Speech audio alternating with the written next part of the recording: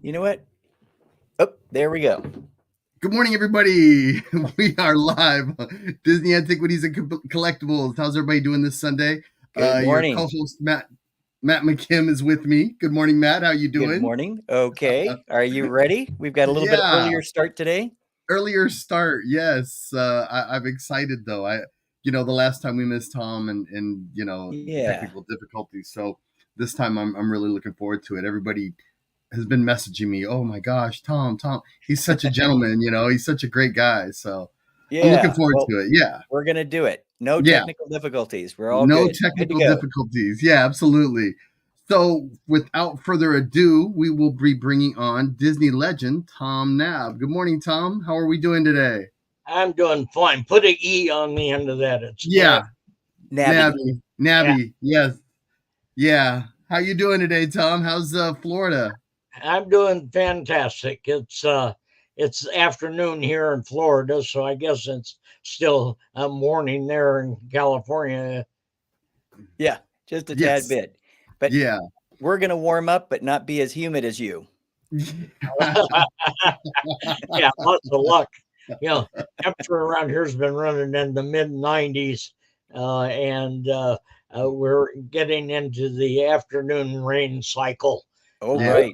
Yeah, Yeah. and the grass grows about an inch a day. So Yep.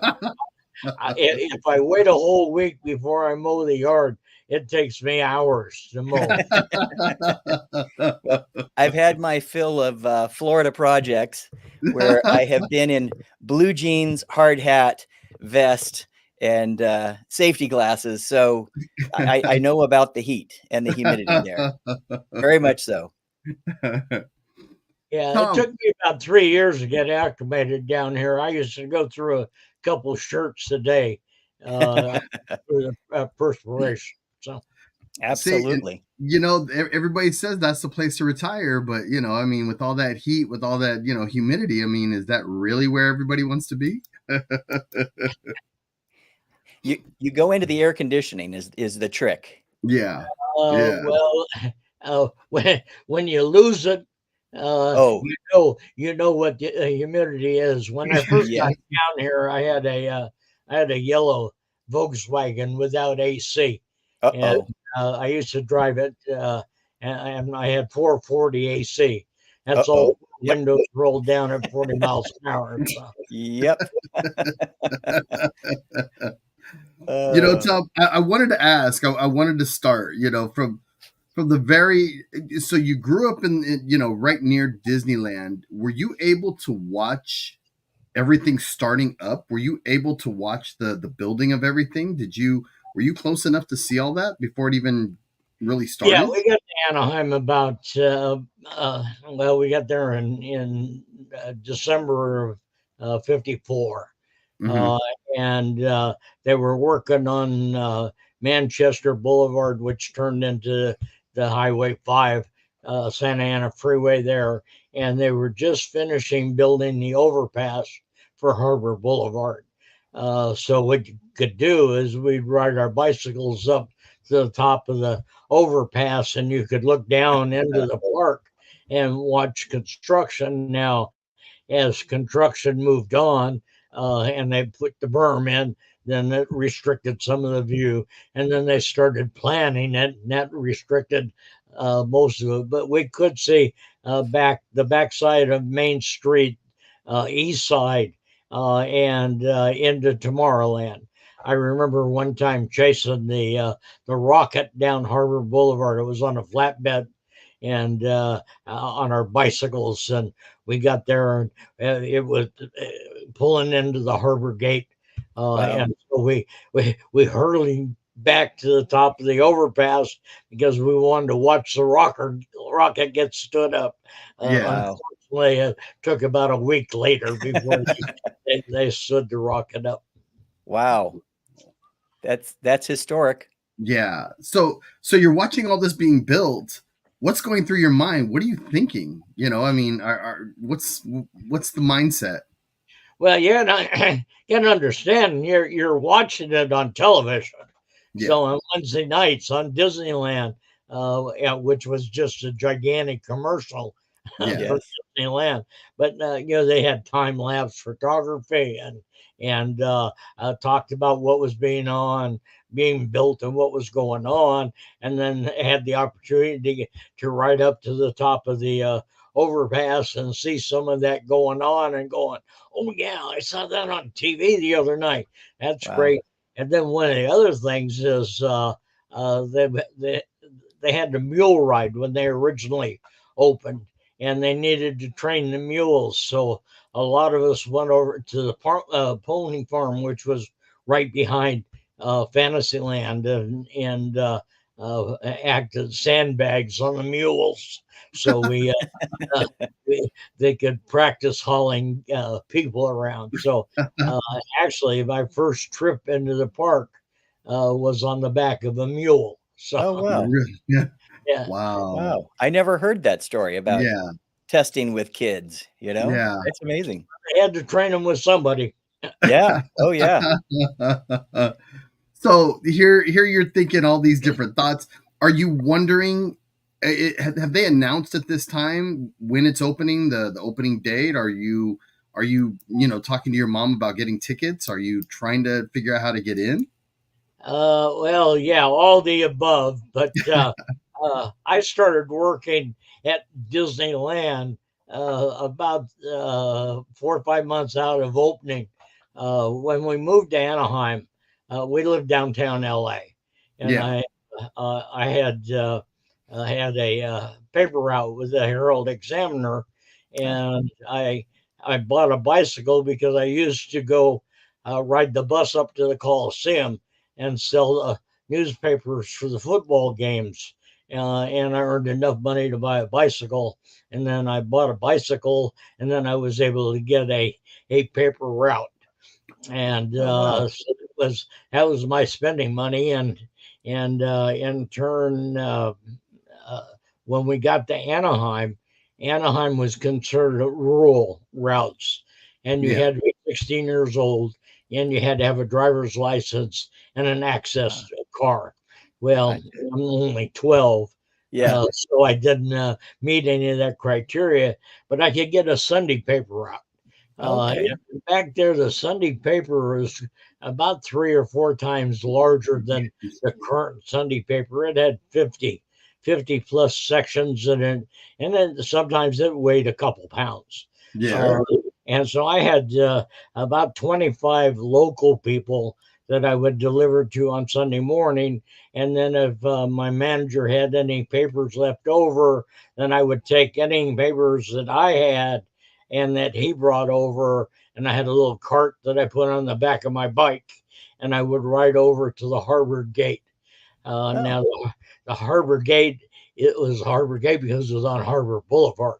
Yeah. I right. don't, I don't think there was ever a gate at Harbor Gate until after 9/11.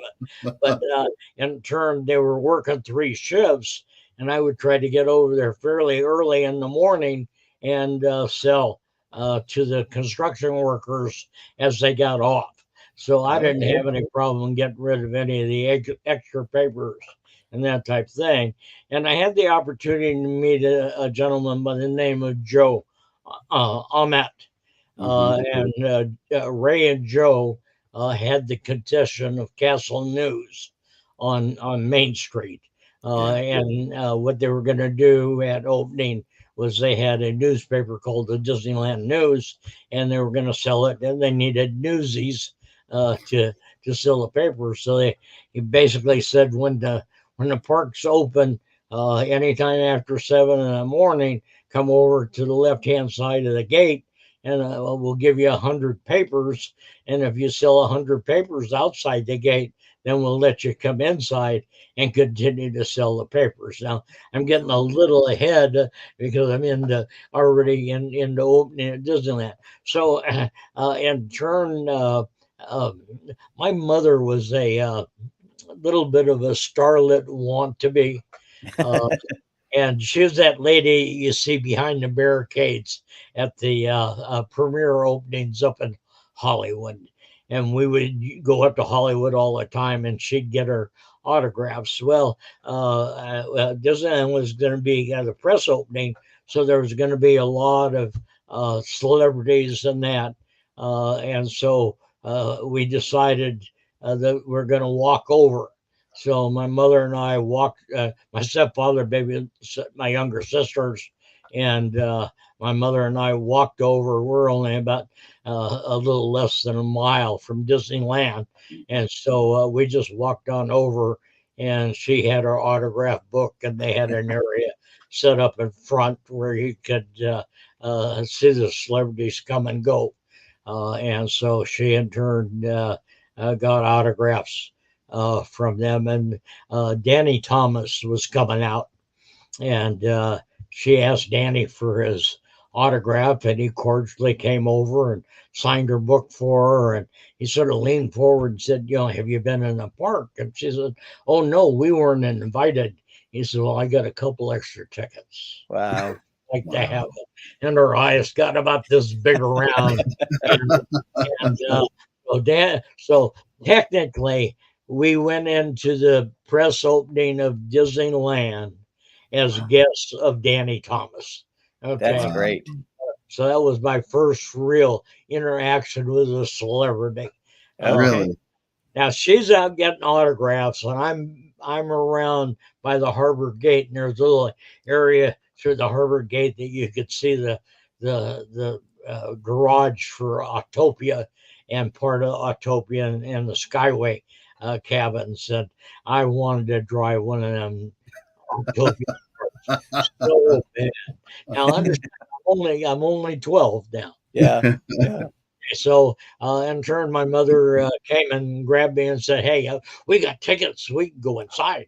Okay, so in turn, we got inside, and I told her, I said, "I'm gonna run over to Tomorrowland and drive one of them cars."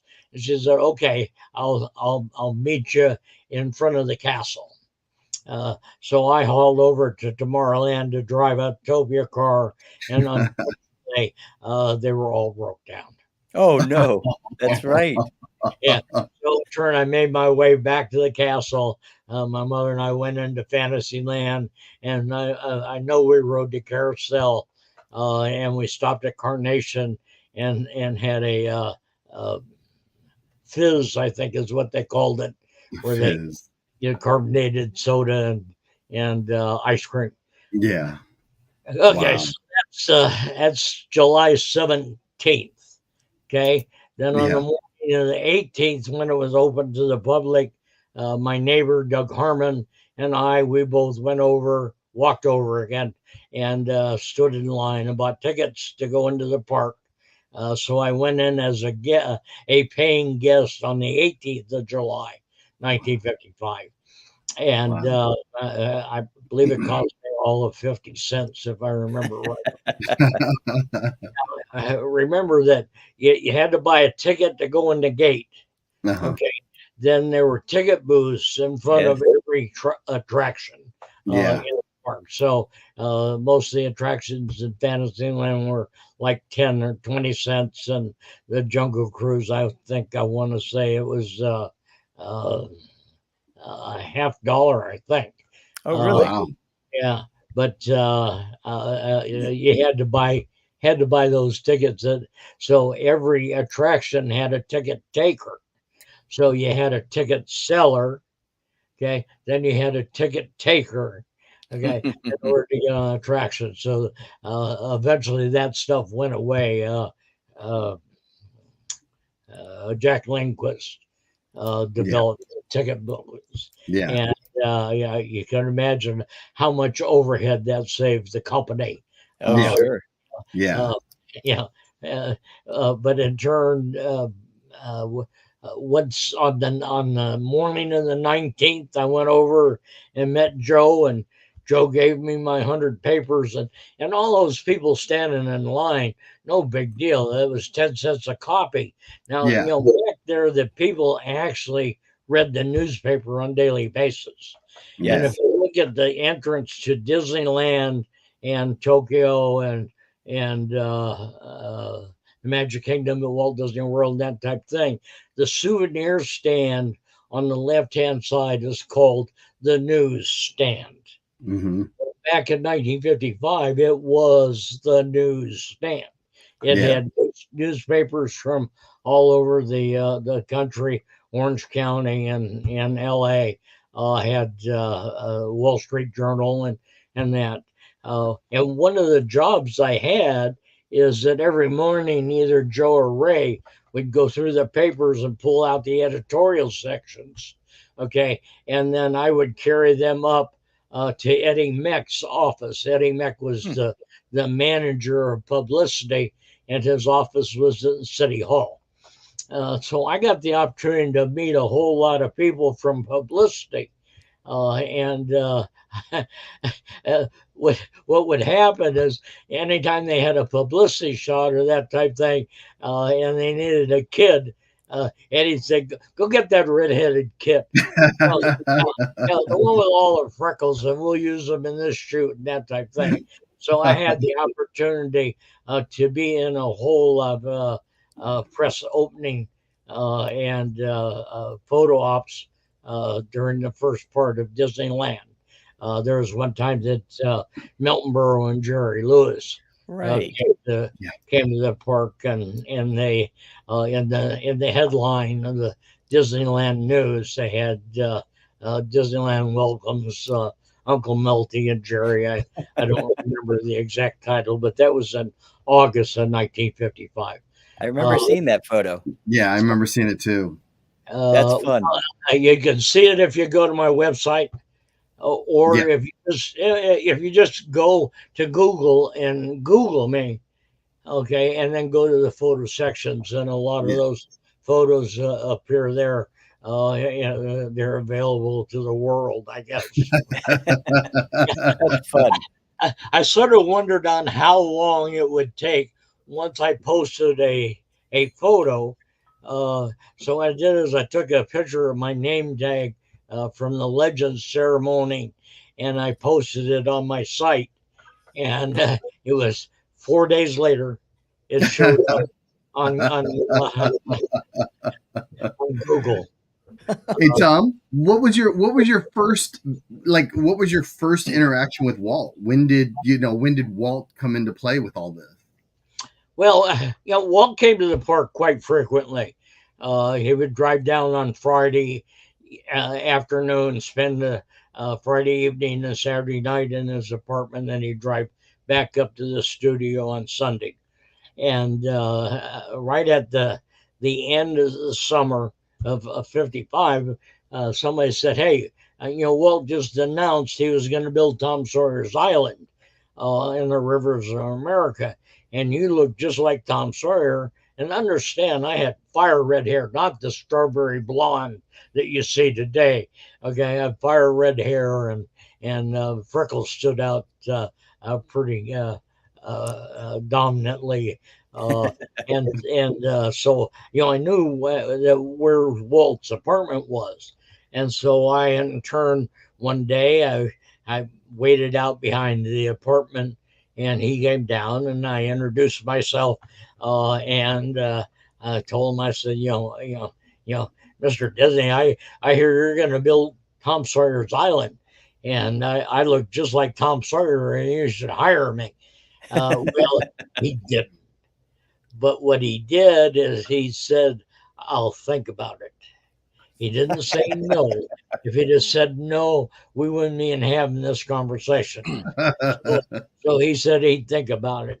So that sort of left the door open. And anytime I had an opportunity to see Walt, I'd ask him if he was still thinking about hiring me to be Tom Sawyer. I think originally he didn't intend to have a Tom Sawyer or Becky Thatcher on the island. I think it was going to be more like Snow White's Wild Ride, and the guest was Snow White. Well, people that went to Tom Sawyer's Island would be Tom, Becky, Huck, and that type of thing. But I remember one time talking with him, and he said, I could put a mannequin, or was it a dummy? I could put one or the other over on the island that wouldn't be leaving every 5 minutes for a hot dog and Coke. And it must have been May. Yeah, May of 56. Uh-huh. I was in the penny arcade playing the baseball machine. God, I love that baseball machine. Spending some of my real hard earned paper money. And Dick Nunes, and I know you guys know who Dick is. Oh Uh, yeah. Dick come up and tapped me on the shoulder, and he said, Tom, come with me. And Dick, if Dick said come with, you don't argue with Dick. You went with him. And so we walked over to Frontierland, and we were going over the bridge by the chicken plantation, and I could see a raft coming back, and I could see Walt and somebody else on the raft. So we went down to the dock, and the raft got tied up, and Walt looked at me. He says, Tom, you still want to be Tom Sawyer? And I said, well, absolutely, Mr. Disney. And understand that Walt had a lot of children as character actors. He had 2 teenage daughters. He had the Mickey Mouse Club, and he was pretty easy to talk to, and he was pretty easy to talk to as a kid. Now this is a 12-year-old kid talking to a 55-year-old man, okay, about being hired to be a face character at Disneyland. And he sort of looked at me. He said, well, Tom, what you need to do is you need to get a work permit and you need to get a social security card. And once you do that, I'll put you to work. Okay, so that's sort of a slam dunk. So I went to the Social Security office in Santa Ana and filled out the form and got my Social Security card. That was real easy. Now school was a little bit more of a challenge. I had to go get a form from school. Then I had to take that form into the employment office. They had to fill it out. Then I had to take it back into the school, and they had to approve it in order to get a work permit. So in turn, I brought the form into in the employment office, and the employment office was an old house on East Street. And so I went in there and told the lady that I needed this form filled out, and that Dick Nunes knew all about it, and she had asked for me to have a seat. And then she went and gave the form to the manager of employment. At that time was Chuck Whalen. And this side of the story I hear from Dick is Chuck called Dick and said, hey, I got this kid over here that said Walt hired him to be Tom Sawyer. Now, Dick, we don't hire kids. And Dick said, hey, Chuck, take a deep breath. Walt didn't hire him, so let your conscience be your guide. And at that point, all my paperwork got filled out, and I got my work permit to go to work as Tom Sawyer. Now, I started on July 18th, 1956, as Tom Sawyer. Now, Tom Sawyer's Island actually opened on June 16th. 1956. Yeah. So all the publicity shots that you see on the island of the kids were the winners of the Hannibal, Missouri, Tom Sawyer and Becky Thatcher contest. Yeah. Now, one of the things I did do is Eddie Mick again. I think he knew every editor and producer in Hollywood and Orange County and LA County and that type of thing. They had a slate. And it's I sort of love a blackboard, little slate, and then on the back side, on the front side it said I love you, and on the back side it says you're invited to the press opening of Tom Sawyer's Island. And Eddie and I had cut off jeans and a cane fishing pole and a straw hat and suspenders and a striped shirt, and so we went to all the newspaper offices and TV studios and handed these invites out. So somewhere along the line there is a picture of me with those invites, and I would think it's in the Anaheim Bulletin. Okay. Yeah, Wow. and there was also a dream sequence that was done in 1950 five of me dreaming to be a operator on the keel boats and to be a pirate Oh, and riding the Astrojets in Tomorrowland type thing. So I, oh, I, that's fun. I did have my fair share of being in press releases. I was in a few of the Mickey Mouse news reels that was on the Mickey Mouse program. Yeah, so I went to work as Tom Sawyer. So what did Tom Sawyer do? Yeah. They had stocked the rivers of America with bluegill, catfish, and sun perch, and they had fenced off an area right in front of the two docks that were off the Mark Twain landing. And I had 50 fishing poles, put 25 out Wow. on each pier, had cans nailed to the railing, and I would put worms and potting soil and worms in the cans. And if the guests didn't know how or needed their hook baited, that was part of my job. But most of the time, it was the face character, and I must have been in everybody's photo album in the country in those couple of years.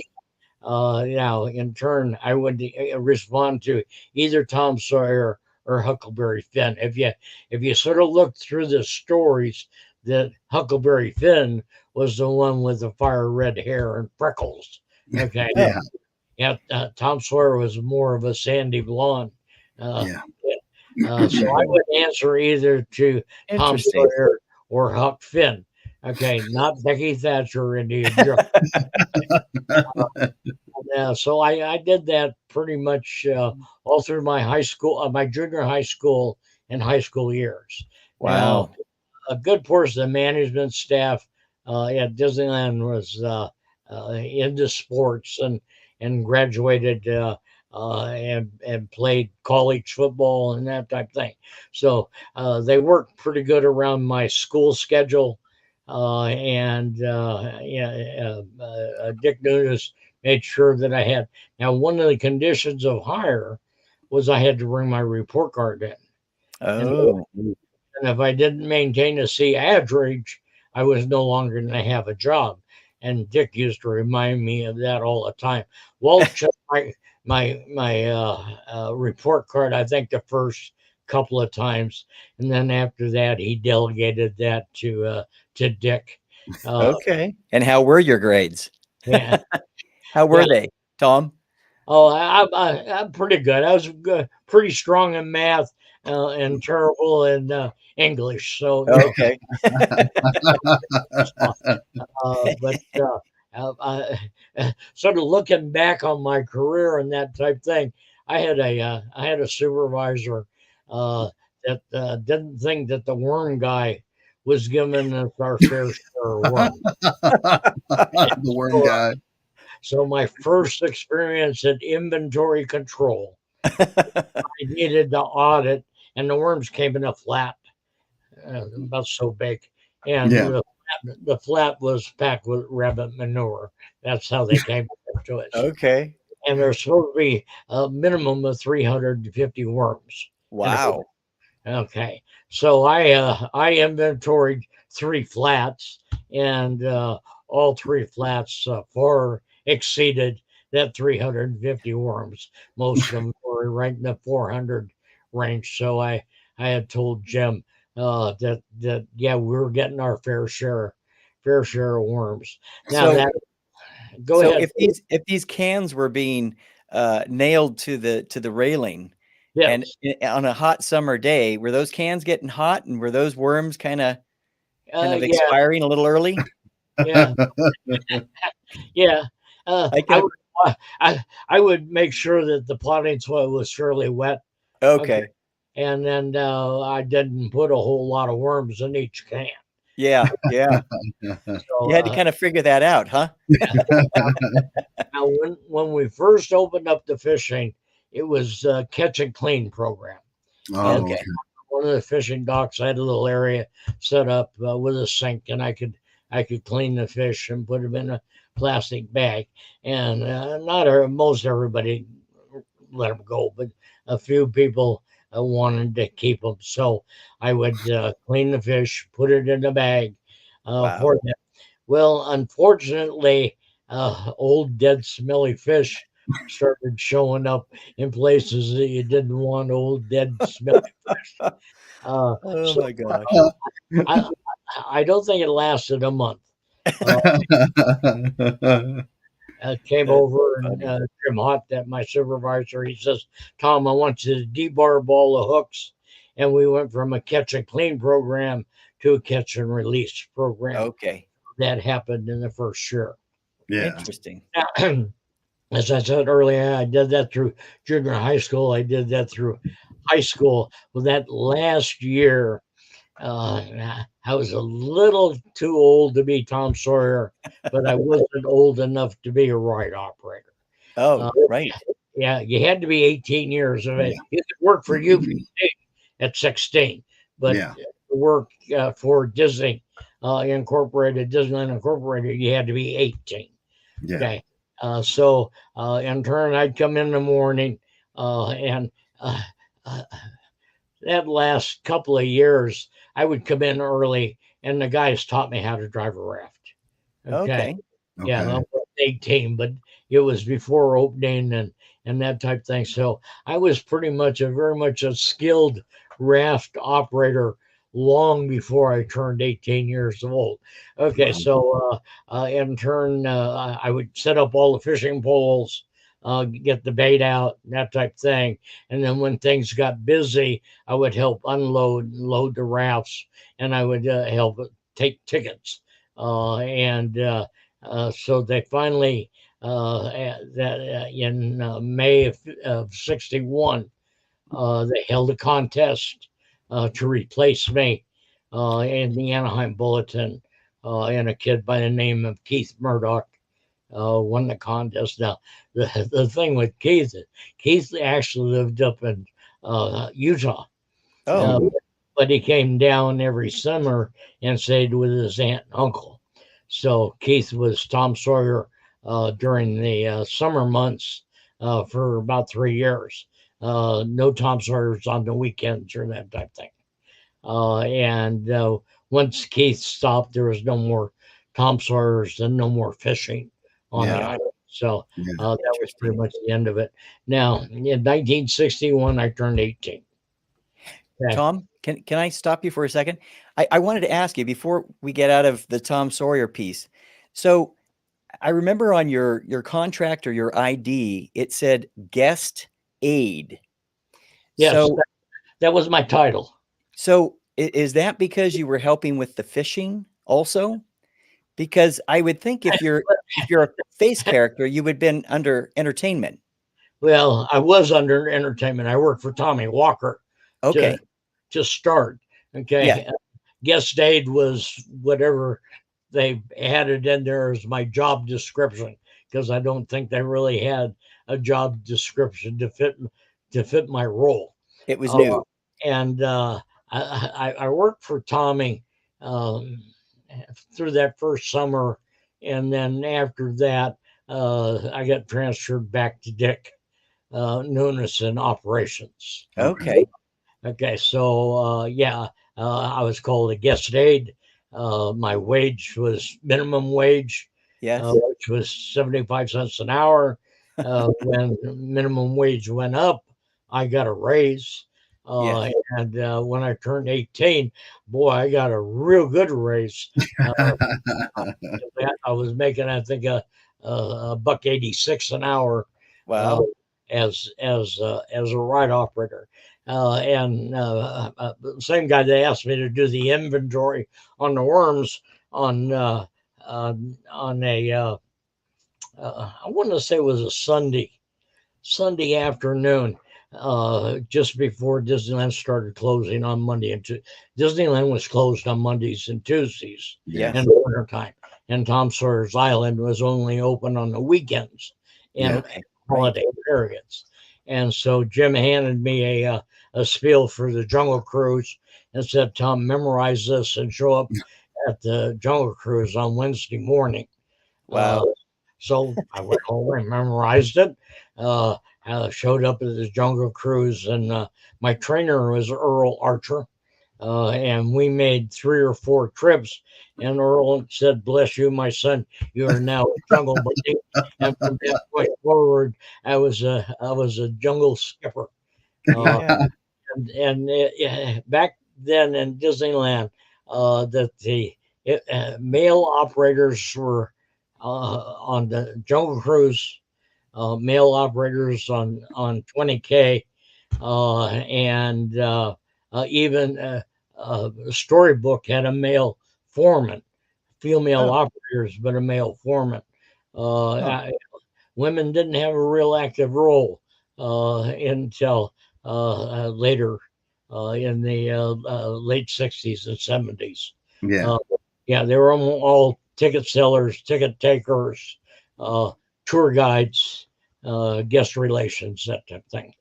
Tom, Uh, were people recognizing you when you, as a ride operator? Were people recognizing you as Tom Sawyer? some of them. Okay. Had a lot of regulars that used to come. I remember Texas Tiny used to come out to the park quite frequently. He was a Mhm.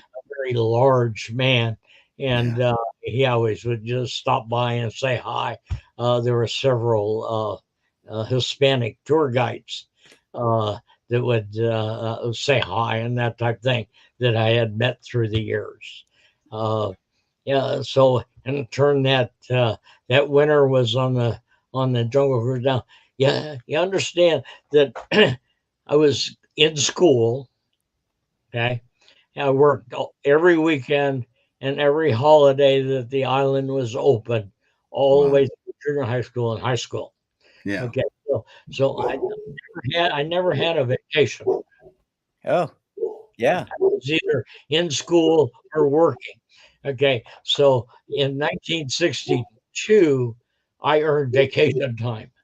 Oh, So I took my first vacation in 1962. I had earned 5 days worth of vacation. So I interned, uh, and we went to Mazatlan and went surfing.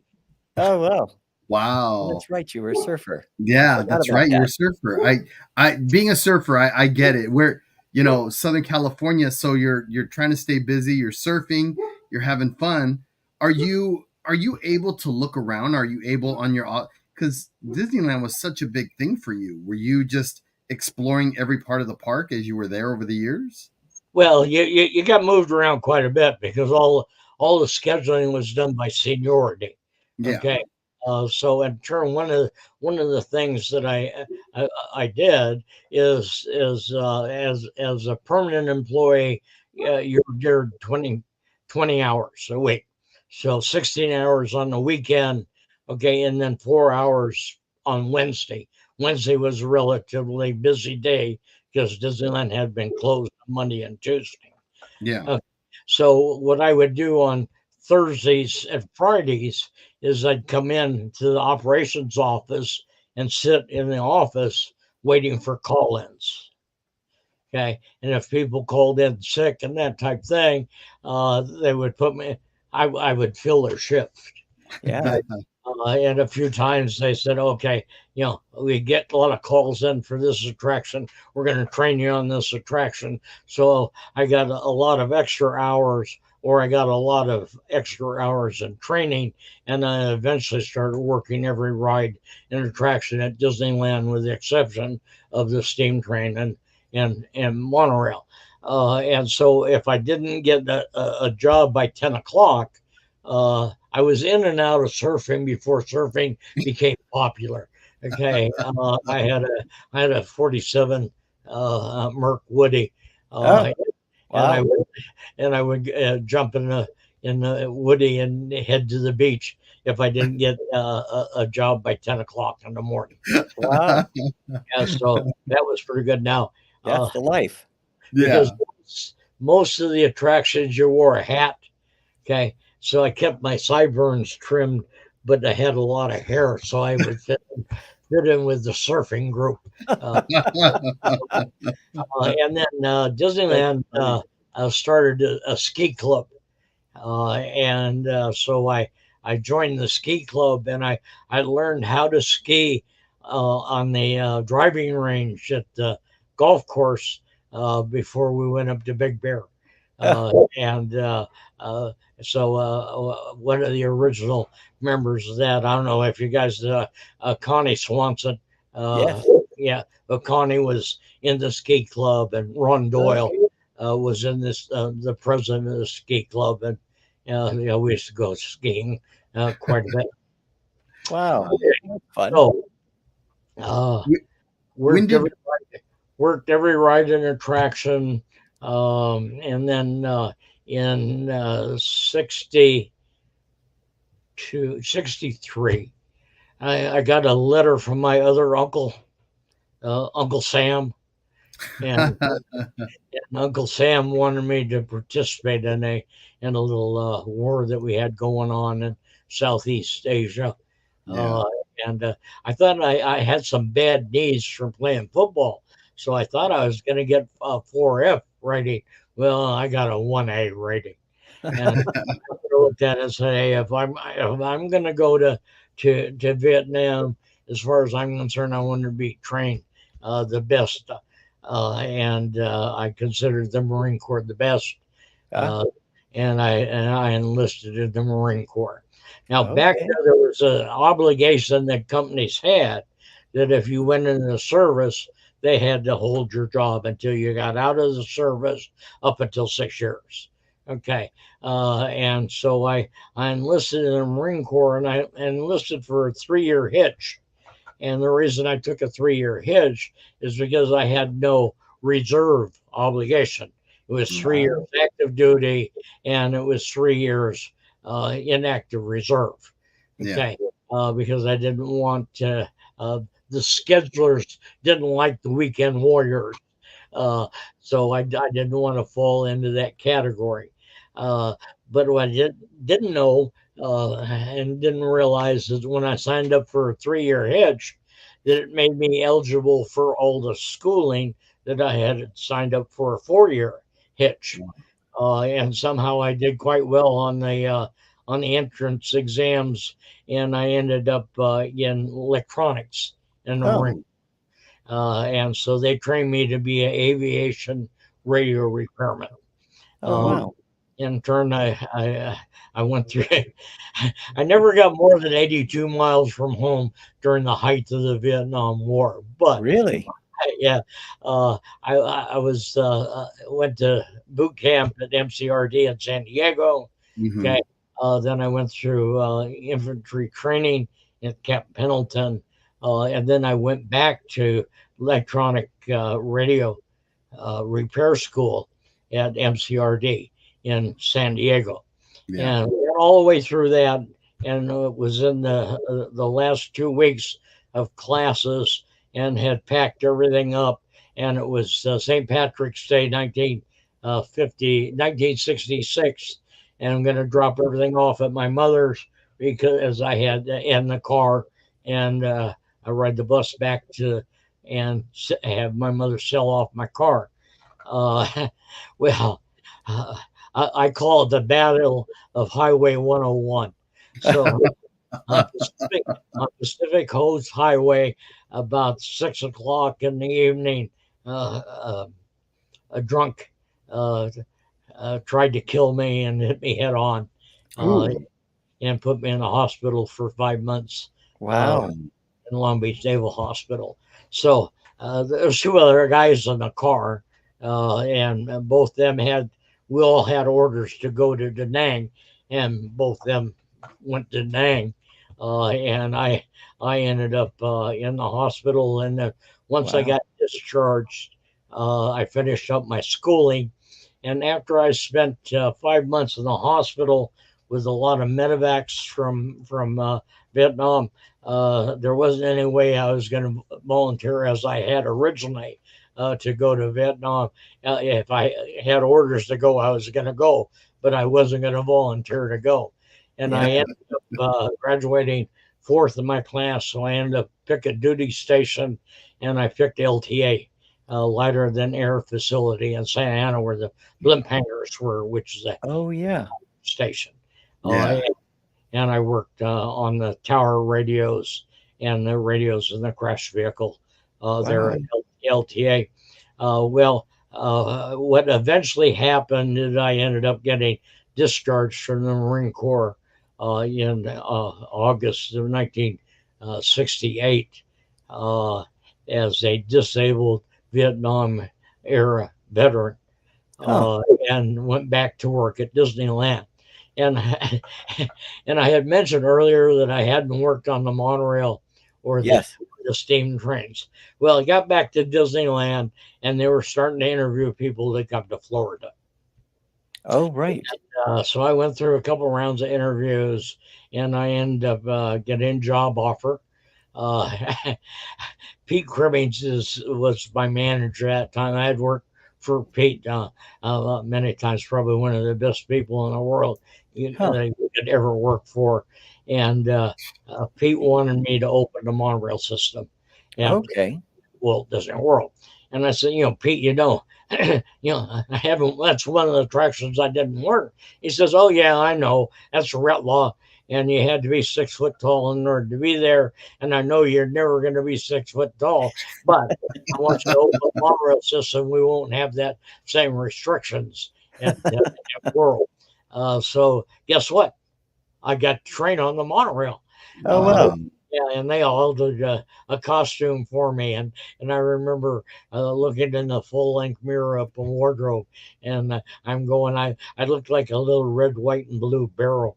So I knew why Ritlaw wanted to have the tall, slender appearance of their other monorail operators. So, that's funny. In January of 1971. We relocated from California to Florida.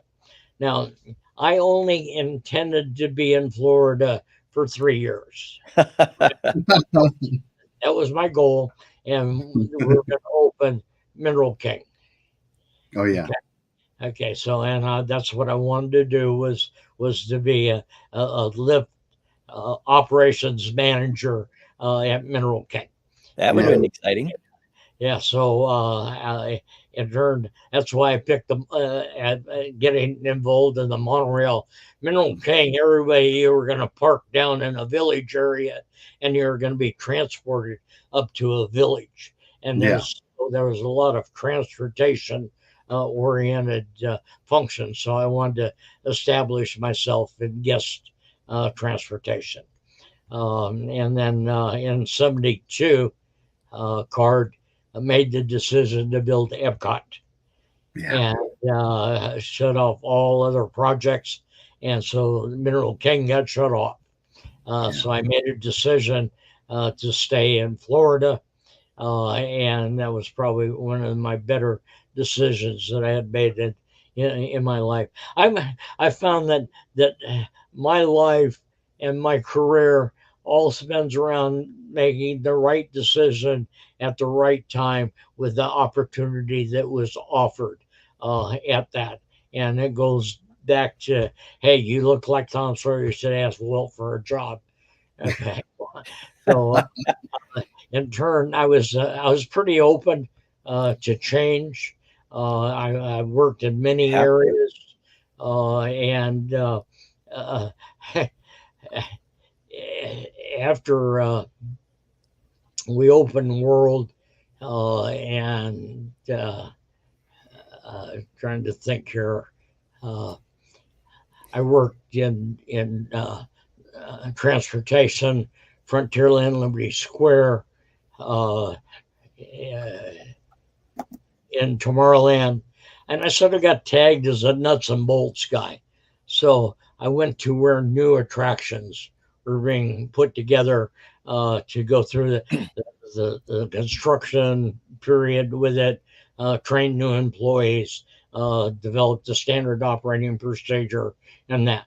And so did that with Tom Sawyer's Island in 1973. Okay. And went to Tomorrowland for the construction of Space Mountain, Right. Star Jets, Yeah. Carousel of Progress, and the Woodway. And then had the opportunity to go to Fantasyland as the supervisor, and we rebuilt 20,000 Leagues Under the Sea and put a chlorination and filtration system in. When it originally opened, all the art directors came down here and were very impressed with the clarity of the water that came out of the aquifer. So they didn't think that they needed to filter it like they had to do at Disneyland. Well, they didn't have the same movement through 20K and algae started building up and that type of thing. So they made that decision to drain it and to put in a filtration and chlorination system on that. And once we did that, then I ended up getting promoted to an area manager of the rides and attractions area. And I went back to Frontierland Square. We were going to build Big Thunder. Yeah. Okay, so we built Big Thunder and opened Big Thunder up. And then I got a call from Sully, and did I want to be involved in the Epcot project? And you'll be working for Norm Burgess. And I told him, oh, absolutely. I'd worked for Norm before. And so I thought I was going to be a pavilion coordinator. But what they wanted me to do was to run a warehouse that accept what we call OFI, owner furnished items. Yes. With anything that we bought or manufactured for show installation to go into Epcot. And we developed a tracking system so we could track that all through manufacturing through installation. And did that. And so I worked for WED 1979 through 84. Yeah. And if you know what happened in 84, that's when all the green mail was happening and all takeover attempts and all the action and Roy regrouping the board. And so Frank and Michael came on board and in 84. And I had the opportunity there to make another major change in my career. So I went from rides and attractions to support, and I became the superintendent of general supplies warehousing for Walt Disney World. Wow. And I did that for a couple months, and then December of that year, the manager of warehousing went on vacation, and I don't know if it was an alien abduction or what, but he didn't come back. And 6 of us interviewed for that job, and I ended up getting that job as, as the manager of distribution for Walt Disney World. Now, after Mike and Frank came online and got things back in time, and the stock had dropped all the way down to $16 a share. And the started coming back, started building hotels, and in turn, we needed more warehouse space on property. And so the decision was to build a warehouse complex in the admin area where the softball fields were. Yes. In that area. And we needed a real-time inventory system supported by barcoding. And so I had developed a whole lot of background in that area during the Epcot project. And so we went through that, and that was such a success that decided to use that same system for Euro Disneyland. Paris, aka Paris Disneyland. And I had the opportunity to train the director of distribution services for almost a year here, and then it was in January of 92, and I know it was on a Friday evening. I was home and I get a telephone call from my boss at that time, Howard Rowland. And Howard says, Tom, I want to have breakfast with you and Paul on Sunday morning. And I said, well, Howard, you're in Paris. He says, yeah, I know. You're going to be here too. Okay. He says, I got travel company working on it. You'll have tickets and you need to be on an airplane on Sunday because on Saturday because we're going to have breakfast on Sunday morning. So I had the opportunity to go to Paris and go through that opening, and pretty much did in Paris what it did for Epcot. When I got back, I sort of looked at everything out there, and we're getting ready to restructure again. And I had hired a financial advisor many years earlier. And Mike, I said, Mike, can I retire? And what I was sort of looking at is a good portion of my mentors had passed away before they enjoyed 1 minute of their retirement. Yeah. And I sort of said to myself, that's not going to happen to me if I have anything to do about it. So sat down with him. He went through all the numbers. And he says, if you like your lifestyle, yes, you can retire when you turn 60. And Wow. okay. I said, you got one other job, and that's to convince Mrs. Nabbe. So sat down with Janice and convinced her. Mike Wicks was great. He did a great job. So I made the decision in 2003 to retire. Wow. And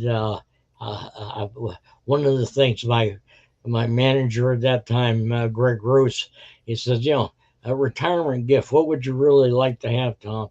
And I told him I'd really like to have a window on Main Street. I was looking for Disneyland and Walt Disney World. And he shook his head and he said, let me see what I can do. And a couple months later, he came back and he says, Tom, I got you the window on Main Street at Walt Disney World. I got you credit on that window for Disneyland. Okay, I'll get you one at Disneyland. So that's on my bucket list. On one of my is to try to get a window on Main Street at Disneyland.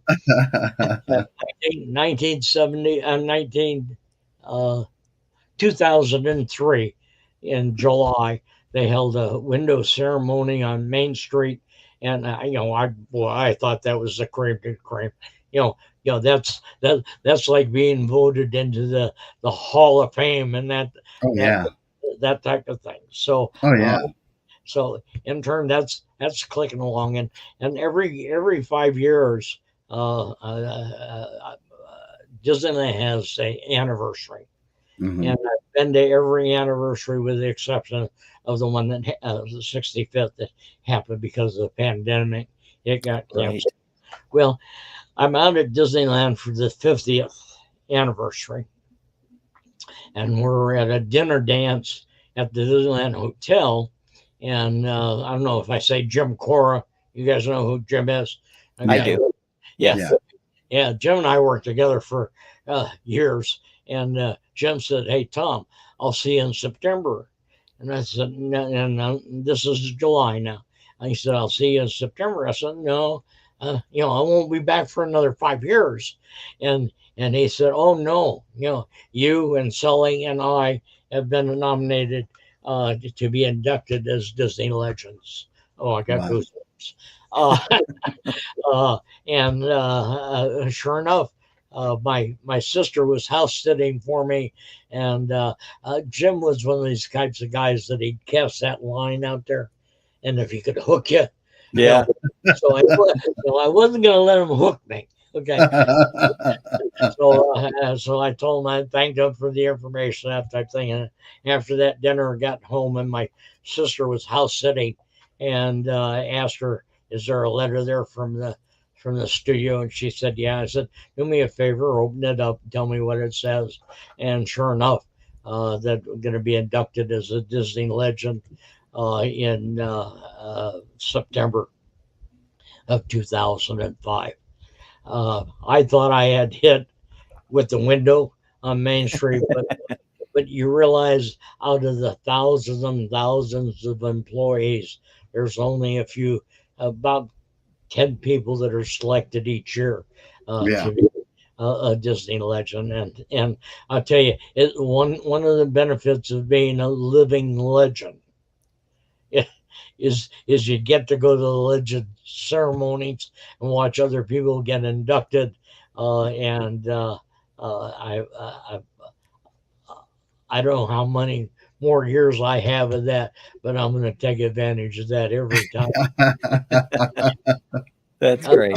so 2005 Disney Legend, and I pretty much I do this. I have a PowerPoint presentation, and I do this for Disney fan clubs and folks. Pretty much anybody will cover my expenses and that. I've been a keynote speaker for the family hometown museum in Marceline. And Do you ever get out to the Disney Family Museum, Tom? one more time, Do you ever get out to the Disney Family Museum to do a presentation? haven't had to invite. I sent them a bunch of information here. Oh, maybe 8 9 years ago, and I don't think any of it ended up in the museum. We on Disneyland's 50th anniversary, we stayed at the inn of the Presidio Yes. and Mhm. went through the museum, spent a couple days up there, and I really enjoyed that. And I Yeah. thought maybe I would get in, but I haven't been invited into that. Not Uh, yet. Not Not yet. yet. yeah, so I've done this, and I usually end up with a Q&A at the end. And one of the questions I get is, have I ever thought about writing a book? Yeah. And yeah, I wrote a book. It was published in Yeah.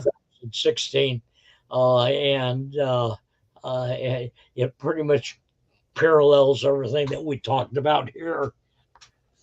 Guys, it's Tom Sawyer to Disneyland, to Disney Legend, The Adventures of Tom Nabbe. Yeah, And Tom, do you have that book? I don't know if you could. There it is. Oh, yeah. There it is. Yeah, it's available on Amazon Yeah. if you want it right away. If you want it personalized and autographed, then go to my website, Yes. which is Tom Nabbe, uh, capital T, capital N, no space.com, and you can order it there, and I'll ship it to you. Perfect. That's Hey. definitely, and that's when you got. I actually have had your book 3 separate times, and it gets borrowed, and nobody ever returns it because they like it so much. So I'm gonna be me personally. I'm gonna be ordering one from you personally to have one signed, Tom. So yeah, I look forward to that very much. I go and check every once in a while on Amazon to see where I am, and I'm somewhere in a million in their book things. But I have some pretty good reviews. Yeah, On it, it's a great book. and most of the people that I hear back from them enjoy. I pretty much say it's a short story by a short author. But I enjoy it. It was a lot more work than I ever thought it was going to be. Yeah, Sure. Yeah, I had done a blog for a guy by the name of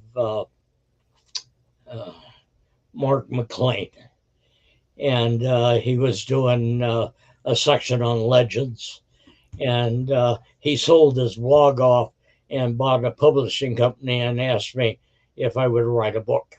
Oh, And I told him, I said, Bob, I'm not a writer. He says, I don't care. So he sent me a tape recorder and he said, record it. Anything you think about it, record it. And then he signed a editor to me, Todd Pierce. I don't know, know Todd or not, but Todd was my editor, and so we worked together for almost 2 years, pulling book together. And Keith Murdoch, who replaced him, kind enough added a chapter in there, and Charlie Ridgway, who is Oh, director of publicity at Walt Disney World, okay. forward for my book.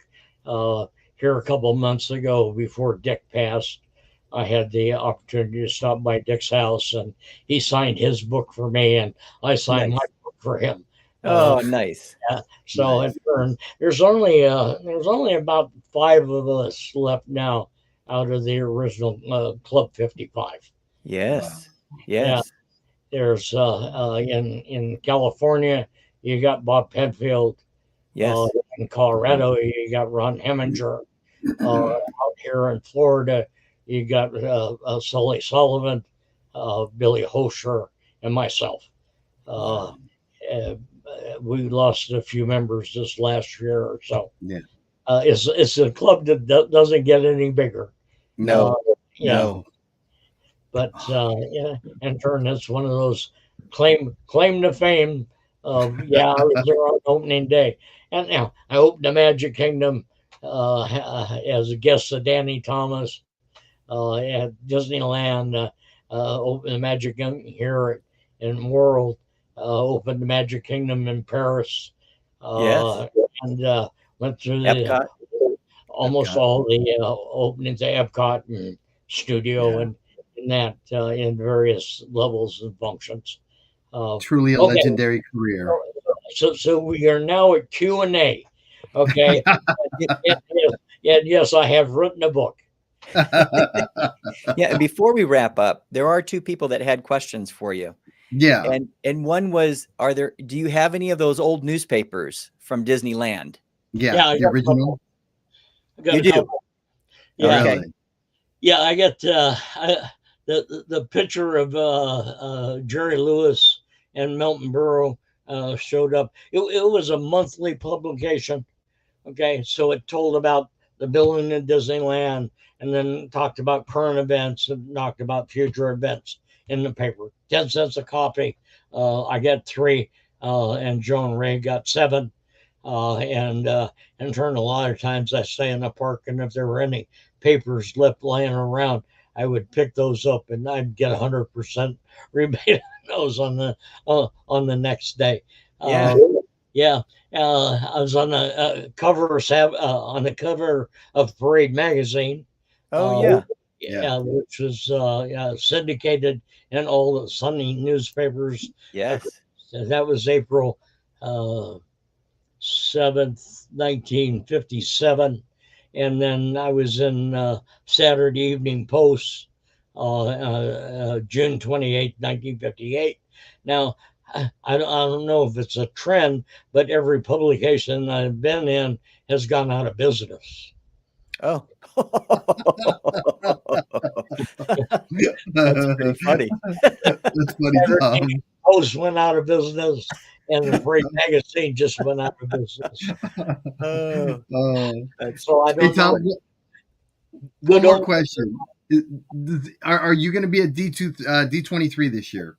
Yeah, I'm gonna be there for the Legend ceremony on the 11th at the Honda Center, and then I'm going to be in the Talent Center on the 11th from, I want to say, 12:30 to 1:30, available for autographs if anybody wants anything signed. I'm not bringing any books with. Well, I may have some signed books there. That Dave Coney at his booth. He's usually with Mouse Chat. Yeah. Okay, and so I'll probably visit his booth for an hour or 2. Also, Matt's gonna be there at the Mice Chat booth for D23. So oh yeah, Yeah. yeah. So You I guys will can see meet in you person. face to face, probably. Yeah. Yeah. okay, well, that's super. Dave is pretty. Every time he comes to Florida, we usually get together. Dave is, and I was very impressed with the 55 book that he put together. He did a lot of research on that. Man, I was Yeah. going to ask you. I Yes. have somewhere and I got Disney memorabilia in boxes after boxes. Sure. Yeah, every time I moved, I would put everything in a box and then end up in the garage, and then I'd marry the box. But I know how that goes. yeah, I have the map that the Bank of America used to hand out to guests, and I think your dad probably did that one. I do not think he did that one. Oh. We have a copy of it here, but I believe that one he did not do. I don't know who it was. It could have been Hartley, who was graphics and did a lot of the posters. I seem to kind of think it was his style. Yeah. Yeah. In turn, I still have that press opening ticket that Danny Thomas gave my mother. And if you look at those preview tickets, there are no register numbers on that. No. So if Yeah. anybody ever asks, Tom Nabbe has ticket number 1. Okay. You number 1. I like it. Oh, that's funny. Oh my goodness. Well, Well, Tom, I was going to Go say, ahead. I did put up my dad's 1958 map behind Yeah. me for you. Yeah. That's behind me. Yeah, I Yeah. see it. I have one of those somewhere too. Yeah. But it's later. It's Walt Disney World. Oh, map. yes. Yes, yes. That's great. Another thing and we'll announce it right now. Matt's going to be having a limited number of posters produced for Disneyland Europe that are going to be at his lecture series. So Oh. there's going to be one that his dad did. I finished 1993, correct, Matt? Actually, I thought it was 92. I have to look at the date at 92? the bottom. I think it was Okay. 92, but it came out after it actually Yeah. opened. The park opened Yeah. in April. So yeah, that's I'm sort of in that time frame of my life that I'm no longer collecting. Yes. I'm starting to shed. Yes. shed. It becomes too much. I know. Yeah. Oh, Now my son gets first option, yeah. and then That's good. he gets first option on my granddaughter Iris. Perfect. It's my most favorite son because I only got one. My most favorite granddaughter because I only have one, and my most favorite daughter-in-law, Katie. So they're all in there and hanging in. They just relocated back to just north of Indianapolis, Oh, Okay. and he sort of fall in my footsteps as he works for a sporting goods company, Durham Sporting Goods, Mhm. as their director of synergy and creativity in their Okay. distribution center, Oh. which is just north of Indianapolis. Okay. So he Interesting. sort of followed the warehousing sound. It's sort of neat because we can Yeah.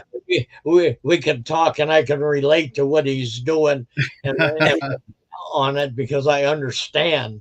Yeah. The sortations and the tilt trays and ASRSs and so the nomenclature is Yeah. familiar to both of us.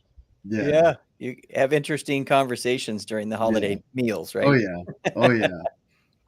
You know what?